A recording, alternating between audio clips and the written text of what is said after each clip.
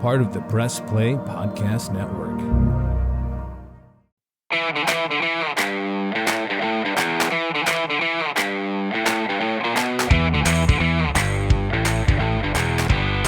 Welcome to another Reghi and Roda podcast powered by MGM Northfield Park right here on the Press Play Podcast Network. A shout out to our fantastic producer, Ty Courts, who makes all this sound fantabulous out there in the podcatosphere. So Ty, thank you for what you do. Michael Reghi, football season is in full swing. High school football is a go. The college guys started. By the way, Reg, I won my first college bet ever on a college football game last night.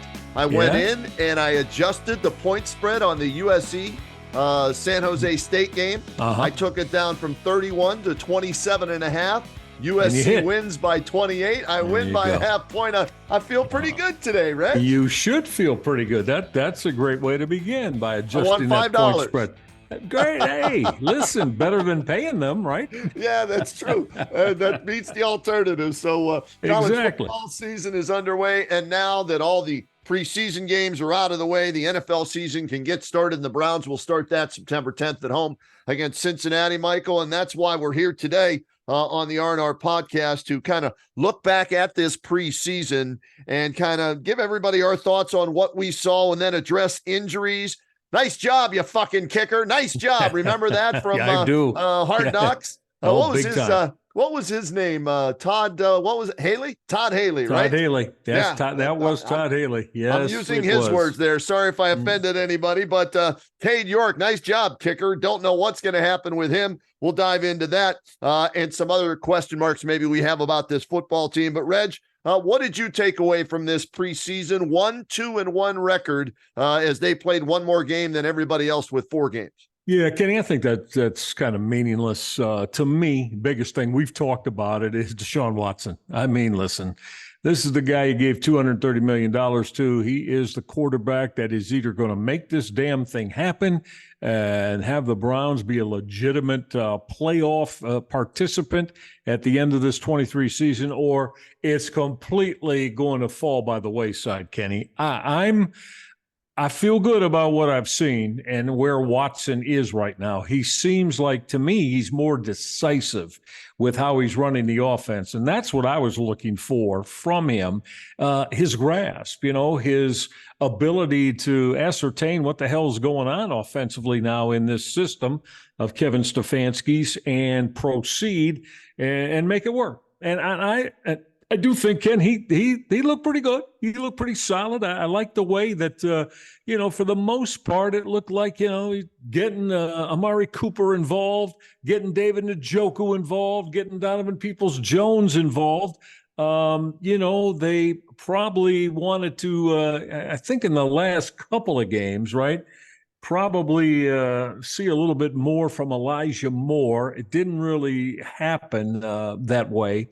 In the last game here this week. But again, I feel pretty good aware that what we see from Watson. And again, for me, Ken, I do think, we can go through every part of the football team, but if Deshaun Watson doesn't have a strong year, then I think you pretty much can flush everything else down the toilet, because that's where the Browns are going to be. So with that in mind, Reg, do you then not care that they're turning over the number 2 job to a rookie 5th-round pick out of UCLA because you think if they lose him, no matter who the backup is, it's going to derail the season? Well, normally I'd say yes, but the reason why I don't is I think that when you look at the style of play that Dorian Thompson-Robinson has, Kenny, it's like a younger Deshaun Watson, quite honestly. You know what? When you look at his skill set and everything that you want him to bring to the offense, it runs in rhythm with Watson in the same way that you would ask Robinson to play the same way. Is what I'm trying to say. All right. If he were to be in there and have to run the offense, so rookie, we know what can happen there. There would be tough times, I'm sure, but I think it's okay. I think it's okay that they went that route. Joshua Dobbs, I don't know, never really tripped my trigger I'm too glad much. they got a draft pick for him, Reg. That's the way I look at it. Okay. Okay. Yeah. Because to me, there's no difference between Dobbs and DTR. So why not get rid of him if you can get a draft pick? Hey, great kid, smart kid. Buddy of mine works at Nassau. Dobbs, when he decides to hang him up, is probably going to work at Nassau. He's an engineer like that. So great kid and all that. But as a quarterback, saw him in Pittsburgh, saw him in Cleveland. Sorry, want him as my number 2 quarterback anyways. So I don't have the problem with DTR to start the season as the backup. Now, if Watson goes down and he has to play and it doesn't go well, then okay, then you address it there with whatever veteran might be out there in free agency. But I'm okay with it because I didn't think Dobbs was a good choice as a backup. No, I got you. Yeah, and I'm pretty much with you on that as well. So, we'll see. Again, this offense, we want it to be sharper, cleaner. We want it to be more productive, being able to, hopefully in games get leads. And then may feel good about the defense, defense that for the most part, again, at least the defensive line, I think they've upgraded there. I feel good about that part of the unit. Kenny, you and I have talked about the linebackers before. I'm not 100% convinced on that Andrew Berry has done his best possible job in putting that room together, but good health,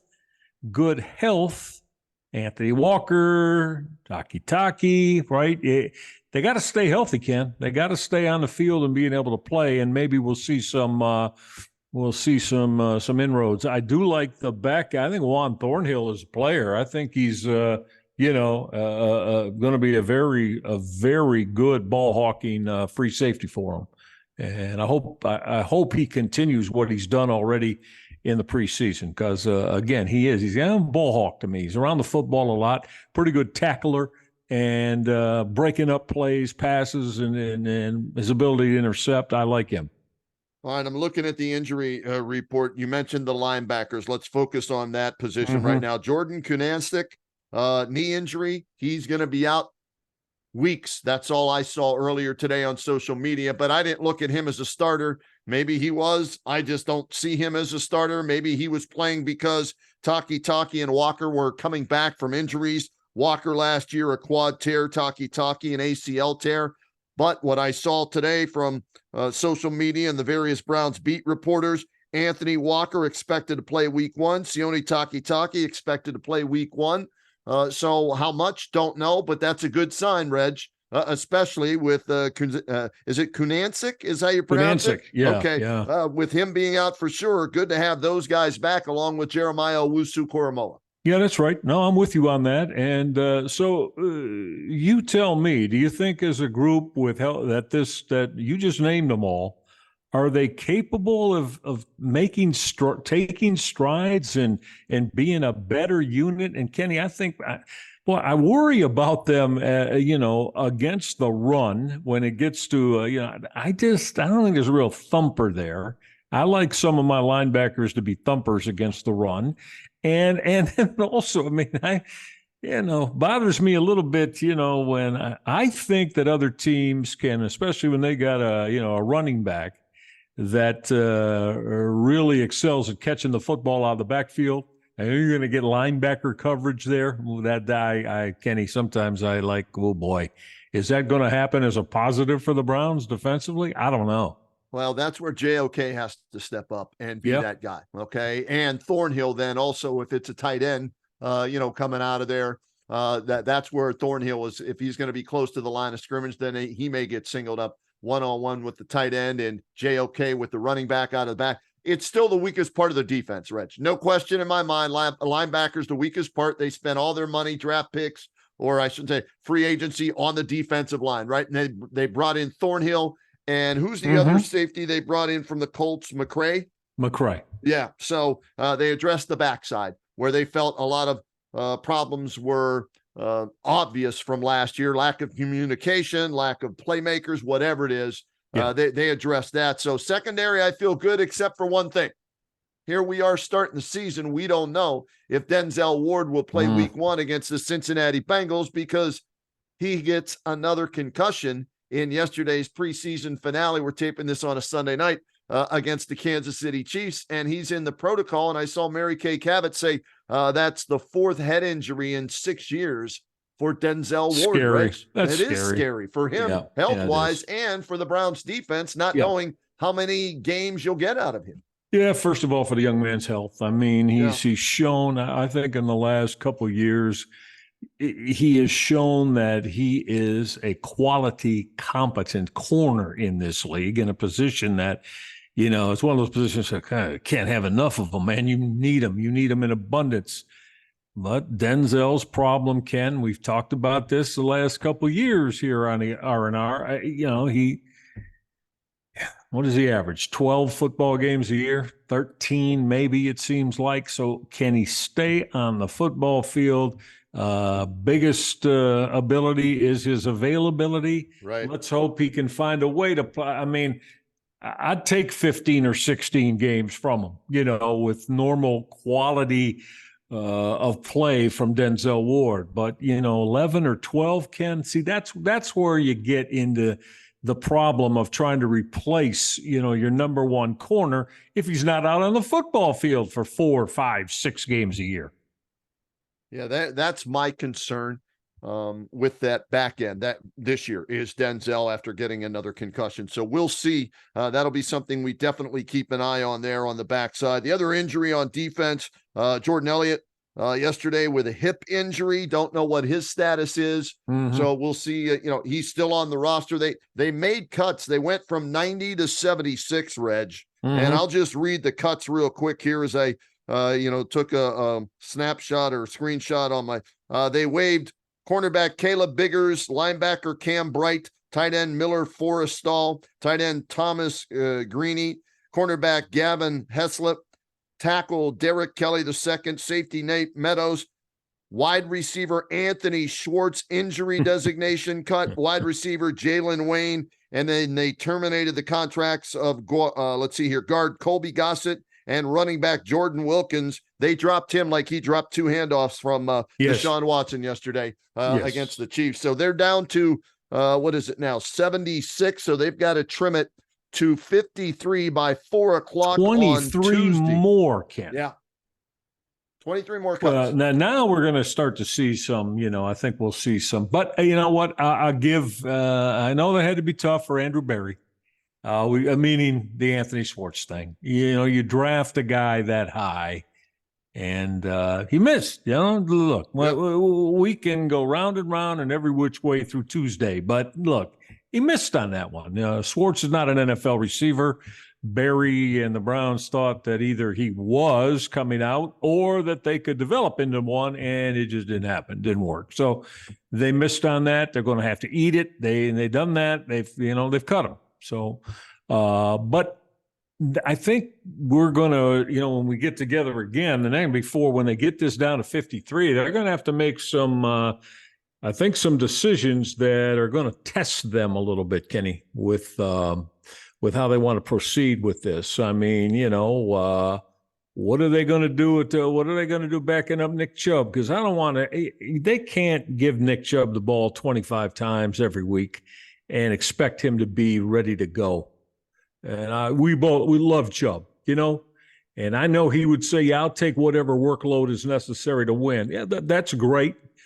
Got you, Nick. That's great. It's all well and good. But the problem is, will you still be then able to carry the ball anywhere near that many times when we get into December? That's my concern. You got to have a guy that and that's why no matter what people thought of Kareem Hunt, the thing with Hunt, I think you'll agree, is that the thing is, we knew as a young veteran running back, you could give him the ball 8, 10, 11, 12 times a game to give Chubb a blow and also to keep your offense where you wanted it to be with his production. So now, who's taking that role on this football team? Well, who do they want to take it? They want it to be Jerome Ford, but he's had a hamstring injury almost the entire training camp. Haven't seen him. No. And Demetric Felton. Yep. Maybe he's number 3, or they traded today, by the way, Tyrone Wheatley, offensive tackle Tyrone Wheatley to the Patriots for running back Pierre Strong Jr. Strong Jr., 4th-round pick in 2022. In 1 year with the Pats, 10 carries, 100 yards, and a touchdown, 7 catches, 42 yards, no touchdowns. He's 24 years old. And so they go out and they acquire Pierre Strong.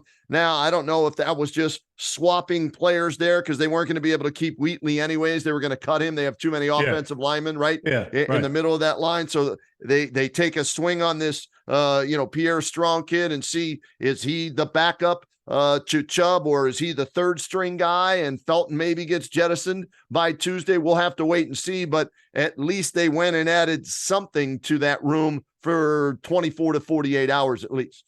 Yeah, so we got a little bit of run from Bill Belichick. Right. Not a lot.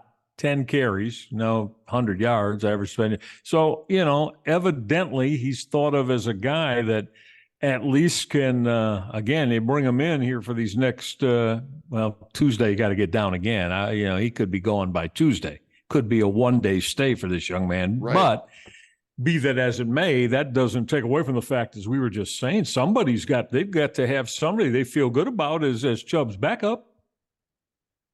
There's no two ways around that. You decided you didn't want to keep Kareem Hunt, so okay. I would have thought they would have had this wouldn't be a thing right now, Ken.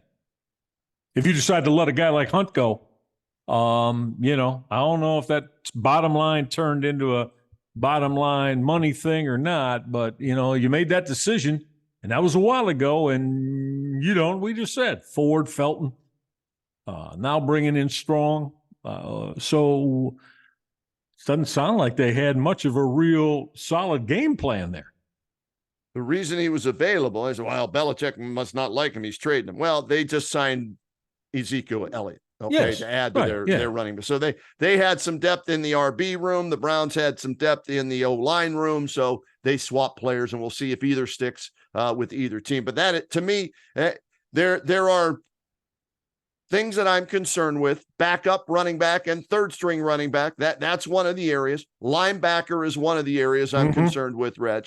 And the other area that I'm still concerned with, and we're going to get to a break here, and then we'll come back and address this, is the kicker position. We started the show now referencing Todd Haley, right? And his quote from Hard Knocks when the Browns were on there. Yep. Well, guess what? 4 preseason games after 3 preseason games last year and 17. So that's 20. That's 24 games now for Cade York since being drafted in the 4th round out of LSU. And we'll give you his miserable field goal numbers in both preseasons and the regular season combined, and then see if the Browns can afford to keep him because he's a draft pick, or do they owe it to the other 52 guys on that roster to go get a veteran kicker to come in and start the season for them September 10th against the Cincinnati Bengals. So, Reg, think about that. Let it marinate. We'll get a break in here on the R&R podcast, and we'll talk kicking when we return on the Reghi and Roda podcast on the Press Play Podcast Network, brought to you by MGM Northfield Park. What's up, everyone? I'm Holly Wetzel. And I'm Tybus Powell. And we are your hosts of the Orange is Oranger, a Cleveland Browns podcast on the Press Play Podcast Network. We give you all the dog pound coverage that you'll need to get you through the regular season, hopeful postseason, and I'd say off-season, Tybus, but is there really ever an off-season for this team? Thankfully for our podcast, Holly, there really never is when it comes to the Cleveland Browns. Don't miss our breakdown of each week's matchup, game recaps, and any and all news out of Berea to feed your Browns appetite. As we know, Holly, dogs gotta eat. Yes, they do. So hit that subscribe button and never miss an episode of the Orange is Oranger, Cleveland Browns podcast on the Press Play Podcast Network. Hey everybody, it's Sam Amico from Cavs on the Break NBA podcast. Be sure to give us a listen for all your Cleveland Cavaliers recaps, analysis, breakdowns, draft talk, free agency. The list goes on and on. Give us a listen, Cavs on the Break NBA podcast. Hey, the Roadman Kenny Roda here, and thank you for listening to the R&R podcast. Michael Reghi and I also want to thank Northfield Park for being our title sponsor once again this year. And Northfield Park, come on, it's your home for live and simulcast racing. You know that. Catch the excitement of live harness racing every Monday, Wednesday, Saturday, and Sunday evening with a 6 p.m. post time. Wager and win daily on top thoroughbred and harness tracks from around the world with action starting right around noon. Plus, you can enter to play free handicapping contests every Sunday for a chance to win some cold, hard cash, with top prize being $500. Registration begins at 11 a.m. Free admission and free parking every day at Northfield Park. And tell them Reghi and Roda sent you. Looking for new insights on the Cleveland sports scene with a unique side of Cleveland sports history? Then you found the perfect podcast. I'm John Sable. And I'm Scott Sable, and we're hosts of the Sable Brothers on the Baseline podcast, a podcast about Cleveland sports, but not your typical podcast about the land's sports teams. Join us as we embark on a journey of sharing a unique and historical side of Cleveland sports history with the help of some former Cleveland sports stars and other historical figures. All right here on the Sable Brothers on the Baseline podcast, part of the Press Play Podcast Network. And we return to the Reghi and Roda podcast here on the Press Play Podcast Network. MGM Northfield Park, thank you once again for being our title sponsor. Happy to have them back on board with us, Reg, but I don't think the Browns fans are happy with the way the kicking situation has continued to unfold, or dare I say, come to a disastrous end maybe, unless Andrew Berry decides to make a move with Cade York. Reg, you and I talked about it in our last podcast. I said it then, and I'm doubling down now on it.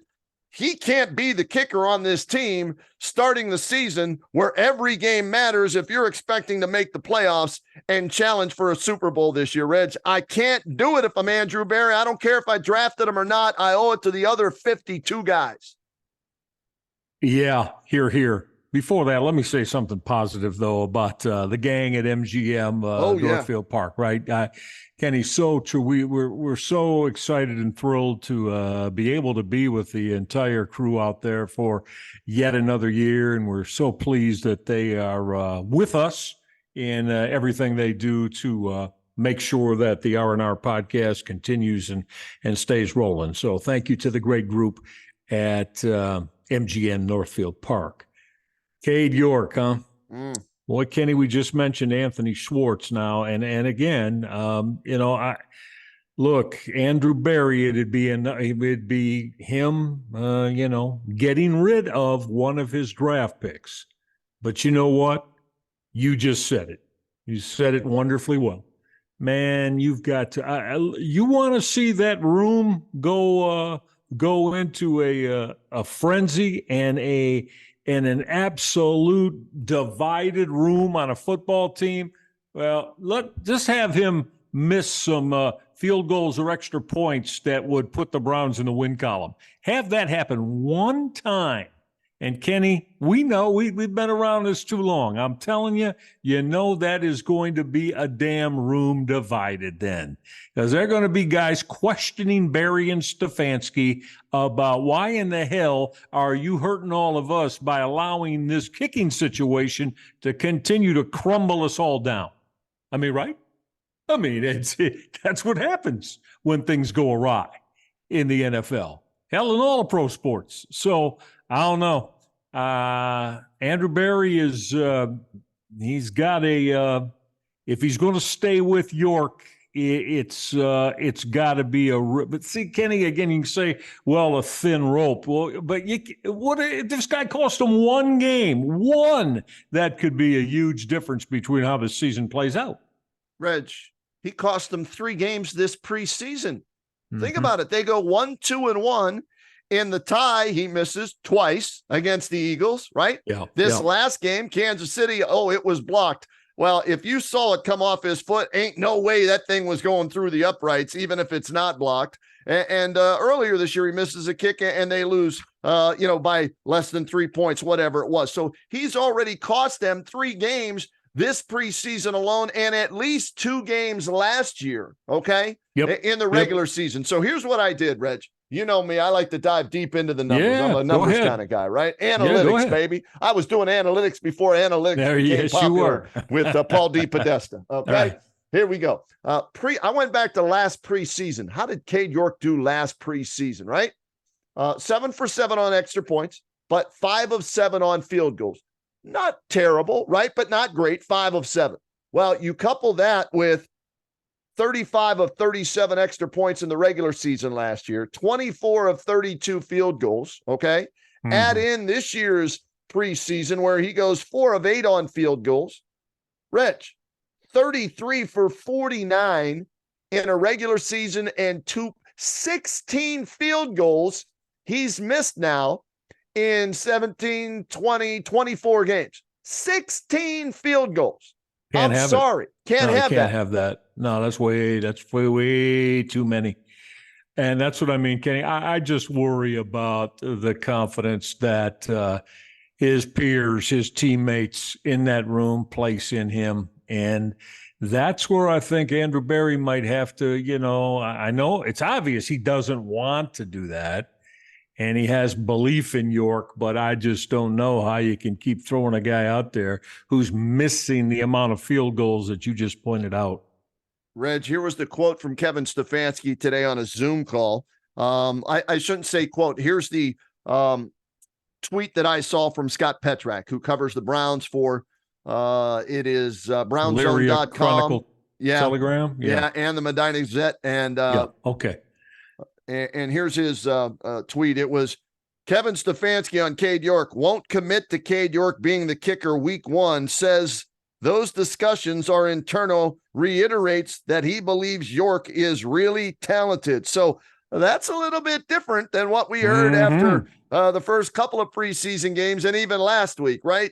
So maybe Stefanski is looking at this like you and I are, saying, hey, if I don't win this year, I ain't going to keep this job. So I'm not going to let some damn kicker cost me my job by, losing 1 or 2 games that keeps us from making the playoffs and keeps me from coming back for another year in Cleveland. So it's going to be real interesting to see Tuesday, August 29th, 4 p.m., who the Browns kicker is to open up against the Cincinnati Bengals. Yeah, and now there are a couple of guys who are veterans that have been cut by their respective teams. And so yes, you're 100% right. It's going to be very interesting to see what Berry and Stefanski do with this, because you cannot let a kicker affect your team negatively. And before you say, well, you can't let any position. Yeah, I get it. But look how many game situations in the NFL come down to most games are decided by a touchdown or less, right, Ken? Yep. And then you have half of those are decided by 3 points or less in that field goal. So that kind of amplifies and just goes to show you if you are coming up short and faulty at that position, man, good luck to you. Good luck, because I don't think it'll go the way that you want it to go through a 17-game season. So going to be interesting to see if Andrew Berry now does something and says goodbye, Kenny, to the second player. Anthony Schwartz is one of his draft picks. Yep. Yeah. Here's the way I look at that, Reg. I respect a general manager more for admitting a mistake than trying to cover it up. And hurting the team. So I'll respect Andrew Berry more if he just cuts ties with Cade York, or, hey, cut him and bring him back to the practice squad, right? See if anybody picks him up. Yeah. Maybe somebody will. You roll the dice, you lose. Maybe somebody won't. You can bring him back, one of those 16 practice squad guys, okay? Yeah, right. And see if you can continue to develop him as the weapon you thought he would be and he thinks he can be out of LSU. But, Reg, if there's one thing in the preseason that matters or counts the same, he was the only kicker. There was nobody to compete with him. So preseason games, regular season games, snap, hold, kick, snap, hold, kick. Charlie Huglet, who's the punter? Bajorquez, right? Yeah. He holds, and it's York kicking. Unless Bajorquez is not holding well, and they want to blame it on that, which they haven't said, okay, then it's on the kicker who's got scrambled eggs between the brains and can't put the ball between the uprights. Yeah, and you just you can't allow this to continue to foster this, because right now we, as we know, it's if we're talking about it this much, it's obviously not a real good place. So yeah, I would prefer, Kenny, and again, we're not in the locker room every day, but I would prefer that they just go ahead now before the season begins and cut ties with York, bring in a couple of those veterans that have had some modicum of success in the NFL, and give them a shot, because I don't, at this point, Kenny, I can't trust them. I can't trust him that I can go out there and count on him to keep me afloat and win some football games in the fourth quarter for me. I can't trust that. Brian Anderson was on, the former Indians pitcher was on 92.3 The Fan, and I said this on the radio on the Kenny and JT show on WHBC, and he referenced Cade York as coin flip York, because it's 50-50. You don't know what to expect. It's a coin flip. And I can't have me a coin flip on every kick, extra point and field goal. Because extra point, it's not a gimme anymore either. For what, 32, 34 yards, whatever that is. Yeah, 35, sorry. Can't do it. Kickers that reportedly are available, Rich. Let's see here. And I got to double check on these. We'll throw a bunch of names out, and we'll see, at some point if the Browns bring any of these guys in. Nick Folk. I think it is out there. A veteran he's had success in his career. 83% in his career.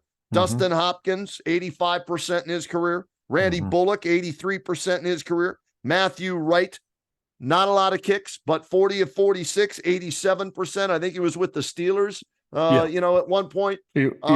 So there are some names out there, and I don't know if it was from this year or not, but I saw a video today of Phil Dawson hitting a 50-yard field goal on a practice field somewhere at a high school or something like that, right? Ask Phil if he still feels like he's got it, because he's the best the Browns have ever had. But I mean, in all seriousness, Kenny, I wouldn't, if I'm Andrew Berry, and I'm sure Kevin Stefanski probably has a bit of some say-so in here, I just wouldn't feel good about trying to make this right at this point. I think we've got enough. You gave all the numbers. I think there's a big enough a sample size that shows to you that Cade York is right now in his career, he's going to be kind of, a swing of the pendulum at best. No pun intended. I mean, meaning you just don't know when you put him out there and ask him to, you say, I think he's going to, he'll be successful and make it. I don't know how you can feel good about that, though, if that would be your statement. I just don't know how anybody can make yourself feel good about that. Oh, yeah, well, we believe in him. Well, the numbers and the analytics say that he doesn't make enough that you can feel good about him. So I think Robbie Gould is out there as well. Gould, veteran kicker. Now he's had some up and down years, but for the most part has had a solid career. But I think Moody is who the 49ers want to go with. But the kid from Michigan, Moody, right? Drafted him. Yep. But he's hurt. He's listed week to week. Yeah. So don't know if they bring back Gold until he's right on. So there are options, is what we're saying here on the R&R podcast. We gave you some supposedly that are listed as free agents and still are available. And there may be others available as well when teams that were having a competition cut somebody right this week or within the next, I shouldn't say this week, within the next 24 to 48 hours. But I can't count on Cade York. And the first game of the year, Reg, is a divisional game. Yes. That's how big that game is against the Bengals. So you've got to win, especially if Joe Burrow can't go. You've got to beat the Bengals in that first game of the season. And if it comes down to 4 seconds left on the clock and Cade York's trotting out there and he's got to kick a 48-yard field goal to win the game, I ain't got no faith in him whatsoever. So I don't even want to see that nightmare unfold. Yeah, it'd be impossible to have a lot of faith in that. And this is where I would say by Tuesday afternoon at 4:00, I expect something to be done, Kenny. I expect at the worst, if York is still on this football team, I got to believe another kicker is going to be brought in here because they've got, September 9th. I know there's no actual game competition anymore until that time, but you're right. That opener against Cincinnati, man, you can't have him missing field goals and extra points in the fourth quarter of that opener. Reg, do they kick or carry two kickers? Do they keep him because they want him as a draft pick and let him kick off, right? And then in blowouts, get him some work and bring in a veteran? Or do you think, no, that'll mess with his head even more? I don't know. I'm just throwing things out there, options potentially. I don't know. But 53, can they say waste, but can they use a roster spot on a second kicker? The only reason I bring it up is because he was a draft pick, right? That's the only reason I'm wondering. If he wasn't, I think we both agree, buddy. If he wasn't a draft, he'd be out of here. Oh, if he wasn't a draft pick, he'd be gone already. They'd have cut. He wouldn't even, not today. He would have been cut. Yes. I don't think he would have been back here for this. But again, see, that's what you have when you have draft picks and they turn out right now, at least in the early, when they're Anthony Schwartz or Cade York, and they're a draft pick, it's a conundrum. Right. It really is. And it is going to take a lot of chutzpah from so Andrew Berry got rid of one of them. Are you going to do the same thing in the next 36 hours?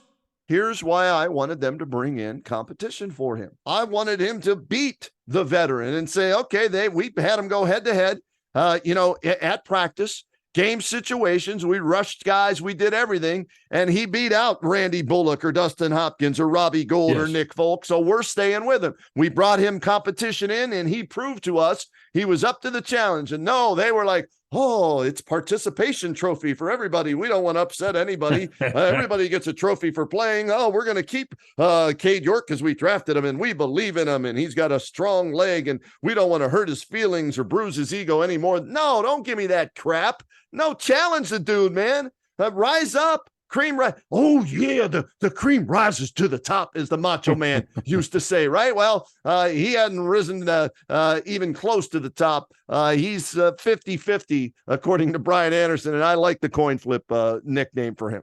Yeah, no, it's apropos. It really is. So, yeah, to 4:00 on Tuesday. I think something's going to go down tomorrow, one way or the other, on Monday. So I don't know. Again, does Andrew Berry, will he pull the trigger twice? He just did it with Anthony Schwartz. I've seen enough.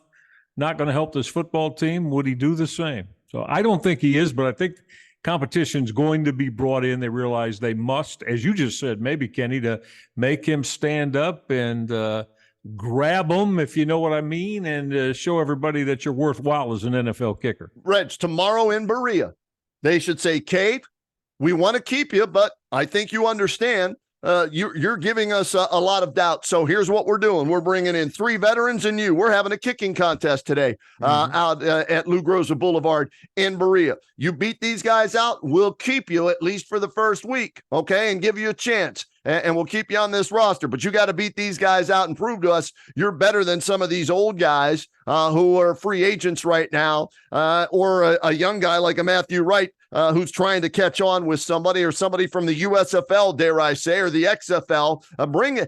Bring 10 guys in and have, you know what? Here, you want some TV? Here's what you do. If you're the Browns, man, you want some must-see TV tomorrow on your internet website? Here's what you do, man. You set the cameras up. You put one on the right goalpost. You put one on the white. The right side upright, the left upright. One on the crossbar. Then you have you put a camera on the helmet of Hughlett. So when he's looking between his legs to snap the ball, you get that view of the ball being snapped. You put the pro cam or whatever that thing is on the helmet of Bajorquez and have him hold the ball and looking down at it. So you see, and you sell this thing, man. Browns fans will buy anything. But you know what? It could be 50 degrees below zero, and they'd buy a bag of ice to sit on to go watch the Browns practice in Berea. So bring in 10 guys, have a round robin tournament, and may the best guy win and be the kicker for the Browns. Hell, they drafted a quarterback, Johnny Manziel, listening to a homeless guy on the street. Why not have a round robin tournament for your kicker? I like it, man. Getting wound up because of the goddamn kicker. All right. Yes. Like we said earlier in the show, you kicker. Todd Haley's somewhere laughing his ass off right now. He's like, see, I told you. He knew. To me, that's the biggest question mark going into the season. Running back behind Nick Chubb, right? Linebacker, but on top of all of those, who's the kicker? Because he gets you a point after every touchdown and 3 points on field goals. That's an important part of your team, especially if you're trying to make the playoffs or be a serious contender in the AFC. Got to have it. I got to have it. I mean, I don't think you find anybody that, and again, like we brought up too, what this could potentially do, and I mean in a very combustible, negative way to that locker room, man. If something, if it goes bad and that's the reason they lose a football game, oh boy. Yeah. Well, and here, Reg, let's end today's R&R podcast with some good news. All right. Okay. Since we're talking about the kicker, Marquise Goodwin. Yeah. Blood clots, been out for a while, right? Yep. Been cleared to practice, come off IR. Now, we don't know if that means he'll play week 1 or if they'll put him on that 4-week or 6-week, injury list to start the season. But good news for him health-wise, most important, right? That he's, overcome this, been cleared to practice. Now we'll see if he'll be cleared to play week 1 or if not, cleared to play at some point this season. So there, we'll end the R&R podcast on some good news there with Marquise Goodwin coming off the IR and getting those blood clots at least moving in the right direction and getting cleared up. Yeah, positive thoughts for Marquise Goodwin. And Kenny, so with that, we start, Ohio State goes to Bloomington next week to open up their season against, Indiana.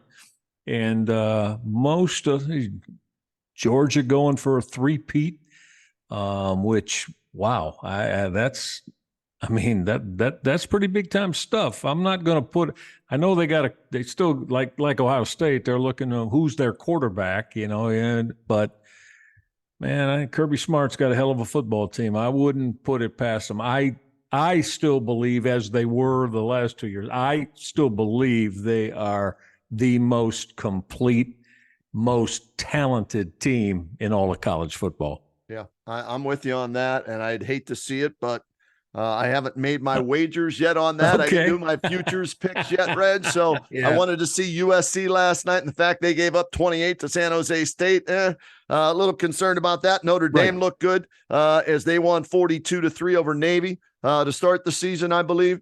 Yep. And so and remember now, I really believe this, and I hope, I'm a Big Ten guy, so I hope it happens, but I really believe there's a chance at the end of this season could have 3 of them in the top 5.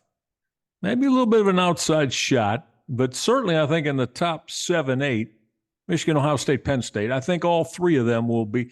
And I mean, if it all goes well, now, they're playing each other, right? So, and I don't know. If one of them goes 2-0 against the other 2, then they're going to be in damn good shape, right?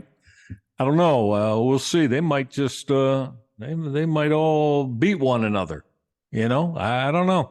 If USC wins the Pac-12 in the final year of the Pac-12 as the Pac-12, they're going to get a playoff spot. No doubt in my mind. All right. Yeah. So they'll be in. Georgia or Alabama is going to be in from the SEC. Question is, the 2 other spots, where will they come from? Will 2 come from the Big Ten, or will both Georgia and Alabama get in from the SEC and only 1 out of the Big Ten? I think those are you mentioned the 3, okay? Yeah. I think Georgia, Alabama, that makes 5. USC is 6. I think those 6 teams are battling for 4 spots. That's my personal opinion. I got you. I'm very interested to see because, I'm very interested to see what Luke Fickell does at Wisconsin. I think he's got a shot to, be a 10-win football team. And, if you win 10, find another one, get to 11, and then you're part of that too. Right. Now, Ohio State goes up there. Buckeyes are going to lose 2 games this year, Reggie. Yeah, you said that last. You think 2? No doubt in my mind. No quarterback still. They haven't announced it as we tape this. They've got Michigan, Penn State, Wisconsin, Notre Dame. I think they go 2-2 in those 4 games this year. Unless whoever the quarterback is emerges as a true Heisman candidate. I just don't see it. And that defense is still a question mark for me, even though I'm hearing great things out of Columbus. I'm not buying into it just yet. So I think they lose 2 games. And this could be, Penn State's year with the returning letterman that they have coming back and with Drew Aller, stepping in as Your guy their from starting. Medina. I'm looking forward to watching Aller. I mean, it's James Franklin is he's the guy that I think at times game day X and O and what have you holds Penn State back. However, those running backs, like you said, Singleton and Allen are terrific. Ooh. If Aller plays well, I mean, look, they got a shot. They've had a problem against Ohio State. Few close games, but they just haven't been able to beat the Buckeyes. A little bit better against. I saw Franklin is 3-5 against Harbaugh, so a little bit better. Right. I'd kind of like to see it, Kenny, again for the Big Ten. But I agree with you about you said about if USC is only a 1-loss team, they're going to get in. They'll get in this year. Yeah. Alabama or Georgia. So last year we had the 2 Big Ten teams in, right? Right. At the time it was 13-0 Michigan and 12-1 Ohio State. TCU I and Georgia. I think they'll at the time that they got in. Yeah. I think they'll give that. I think that'll be the SEC's way this year. Okay. I can see both Georgia and Alabama being in. The winner of the Big Ten will be in, and USC. So we'll see. We'll talk more about that as the season rolls along and we get rocking and rolling with the Browns games as well as Buckeyes games and other college football games from around the country. Great talking with you as always, Reg. Good stuff. And we'll see if the next time we get together, if the Browns have a new kicker or if they're going to go into the season with Cade York, baby. Yep, absolutely, Ken. Always a pleasure, and we'll do it again soon.